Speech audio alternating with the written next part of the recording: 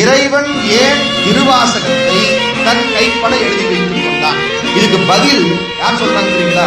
மனோன்மணியம் பே. சுந்தரம் பிள்ளை சொல்ற தமிழ் தாய் வாழ்த்து நீராறும் கடலொழுத்த நிலவடந்த எழிலொழுகும் படிக்கிறோம் இல்லைங்களா? அந்த தமிழ் தாய் வாழ்த்தை சொன்னவர் மனோன்மணியம் சுந்தரம் பிள்ளை.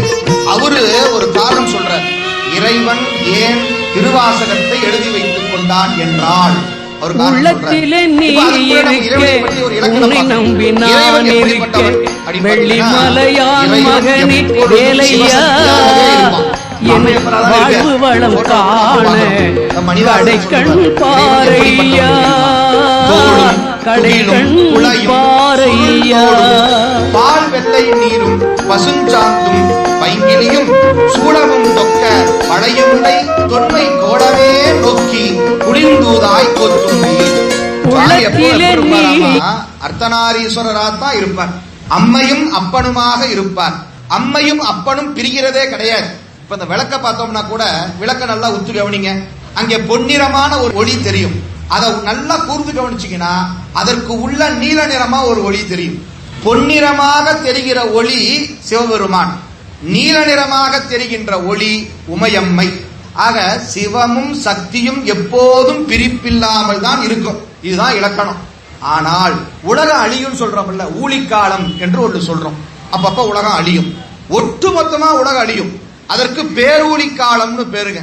அந்த பேரூழி காலத்துல இறைவன் என்ன பண்ணுவார்னு கேட்டீங்கன்னா உமையம்மையை தனக்குள்ள ஒடுக்கிக்குவார். உமையம்மையை வெளியே இருக்க மாட்டான்.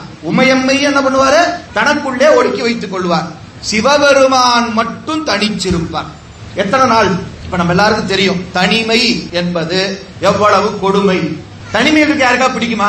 நம்ம வீட்டுல நம்ம குழந்தை குட்டிங்களா இப்ப வெக்கேஷன் ஆரம்பிச்சிருச்சு இல்லையா? எல்லாம் குழந்தைங்க எல்லாம் ஊருக்கு போயிடுச்சு. நம்ம மனைவியும் குழந்தைய கூட்டிட்டு ஊருக்கு போயிட்டான்னு வச்சுக்க, நாம தனியா இருப்போம். எப்படி இருக்கும்? வீடு ஓன்னு இருக்கும். யாருமே இல்லையே, ரொம்ப கைதா இருக்க. எத்தனை நாள்? ஒரு 4 நாள். அந்த 4 நாள் நமக்கு சலுப்பா இருக்கும்னா சிவபெருமான் ஊழிக்காலம் எத்தனை நாள்? ஒரு ஆயிரக்கணக்கான கோடிக்கணக்கான ஆண்டுகளுங்க. சுவாமி தனிச்சிருப்பாராம். இப்ப சொல்லுங்க, அப்படி தனிச்சிருக்கிற சிவபெருமானுக்கு கொஞ்சம் சலுப்பா இருக்குமா இருக்காதா? அப்படி தனித்திருக்கிற இறைவனுக்கு போர் அடிக்குமா அடிக்காதா? அதனால மனோன்மணியம் சுந்தரம் பிள்ளை சொல்றார், அப்படி தனித்திருக்கின்ற காலத்திலே தன்னுடைய தனிமையை போக்கிக் கொள்ள வேண்டும் என்று விரும்பிதான் இறைவன் திருவாசகத்தை தன் கைப்பட எழுதி வைத்துக் கொண்டான். மனோன்மணியம்ங்கிற நூல்ல சொல்றார், கடையூடி வரும் தனிமை கழிக்க அன்றோ அம்பலத்துள் உடையார் உன் வாசகத்தில் ஒரு பிறவி கருதினதே. ஒரு பிரதி, ஒரு காப்பி, திருவாசகத்தை ஒரு காப்பி எடுத்து வச்சுக்கிட்டானாம் சிவபெருமான்.